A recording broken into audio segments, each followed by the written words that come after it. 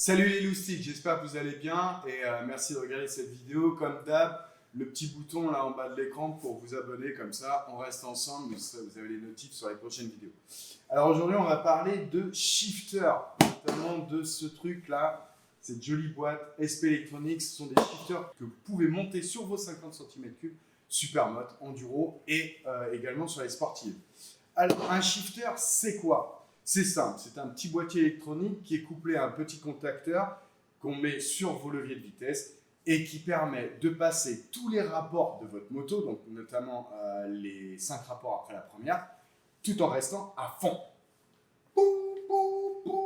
Plus besoin de couper pour passer les rapports. Ça fait une micro-coupure à l'allumage qui permet de soulager la boîte de vitesse pour passer les rapports. Alors, c'est une option qui est beaucoup utilisée en compétition. Parce que justement en chrono c'est mieux parce que tu perds moins de régime entre chaque rapport et donc du coup tu gagnes au niveau du temps autour. Mais sur la route, c'est juste un kiff, une expérience de conduite vraiment géniale. De pouvoir rester à fond et passer ces rapports, on est vraiment dans une ambiance racing qui est hyper appréciable, même sur la route. Alors du coup, un petit boîtier électronique et un contacteur. Il faut savoir que ce modèle-là est dispo sur le shop à 350 €. Il existe aussi le même, donc on a le petit contacteur directement au levier de vitesse. Et sinon, il existe aussi avec le contacteur sur la tringlerie pour les sportifs, notamment ceux qui roulent avec des Aprilia RS50, des Riju RS3. Ils ont les commandes, les commandes reculées et donc du coup il y a une tringlerie pour faire passer les vitesses et donc le capteur se met sur la tringlerie. Voilà. Donc 350 €, c'est une option qui est vraiment un super kiff que je conseille à tous ceux qui ont des grosses configs et qui veulent vraiment s'amuser sur la route.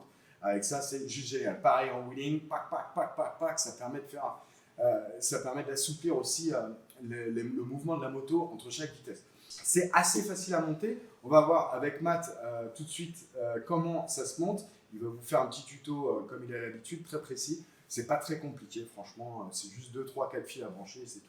Voilà. Donc, du coup, bon tuto. Et puis, à la prochaine vidéo, les gars. Ciao, ciao. Salut les riders! Aujourd'hui, je travaille un peu sur la Derby Fast Track que roule Kikou régulièrement. Et comme il est chaud Kikou, on commence vraiment à chercher le moindre petit détail pour gagner du temps. Et un bon moyen de gagner du temps et de faciliter la conduite de Kikou, de Guillaume, c'est de mettre un shifter. Donc là, on va installer aujourd'hui un shifter SP électronique qui est dispo sur le shop. Vous allez voir, ce n'est pas compliqué, ça va aller très vite. Dans notre kit, nous avons donc le boîtier qui va s'occuper de la coupure, le capteur qui est ici donc un bouton où on remplace donc notre embout de sélecteur par ça. Ça peut être sinon, l'autre option, c'est un capteur de pression pour les sportifs donc, qui ont une tige de sélection. Et donc le faisceau qui est très simple, vous allez voir, hop, on a vraiment ces 3 fils à brancher et celui-ci qui vient se brancher au capteur. J'ai donc démonté le PVL allumage que nous avons sur la Derby. Ici, nous avons un PVL Most. Pour PVL Bidalo, exactement le même principe. Et pour le MVTDD, c'est juste la couleur du fil qui changera, mais ce sera la même manipulation. Notre allumage, donc le CDI, est ici.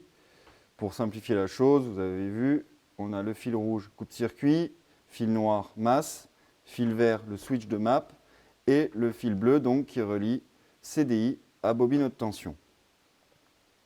Pour notre faisceau, c'est vraiment simple.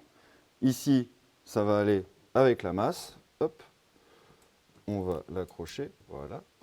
Et les deux qui nous restent ici, en fait, hop, on débranche. S'il faut que vous coupiez, vous coupez. Et on connecte. Le fil orange va à la bobine haute tension. Le fil gris va au CDI. Hop, et ici, c'est branché, c'est déjà fonctionnel.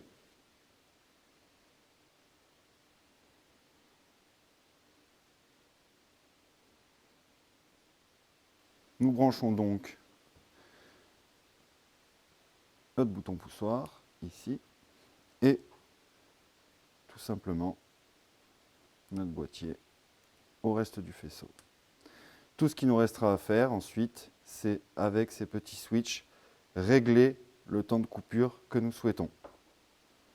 En temps de coupure, on va de 64 millisecondes à 40 millisecondes.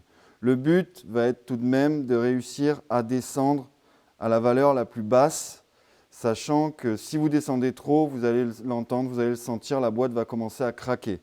Si vous laissez trop de temps de coupure, vous le sentirez que la moto perd trop de régime et on est moins rapide limite qu'avec un bon passage à la volée. Lorsqu'on reçoit notre boîtier, on voit donc que les 12 interrupteurs, il y en a 6 qui sont sur on. Bon, pour faire le réglage, c'est beaucoup plus simple en fait. On va par exemple tout mettre sur off. Voilà, tout est sur off. Et on va juste mettre le 6 sur on. En mettant le 6 sur on, en fait, ce qui se passe, c'est qu'on va voir qu'on va mettre une coupure de 52 millisecondes. On va mettre sur on celui qui correspond à la coupure que l'on veut. Je le remets.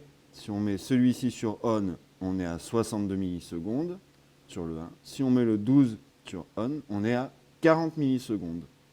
On voit en fait que chaque interrupteur correspond à un temps de coupure. Notre contacteur type Cross Supermotard, bon, comme vous pouvez le voir ici, il est monté à l'envers, parce que nous sommes sur un moteur GPR avec la boîte inversée. J'ai rajouté un riselant, vous pouvez même en mettre un petit deuxième pour vraiment faire passer proprement le fil, ensuite faire passer proprement jusqu'au tout le faisceau.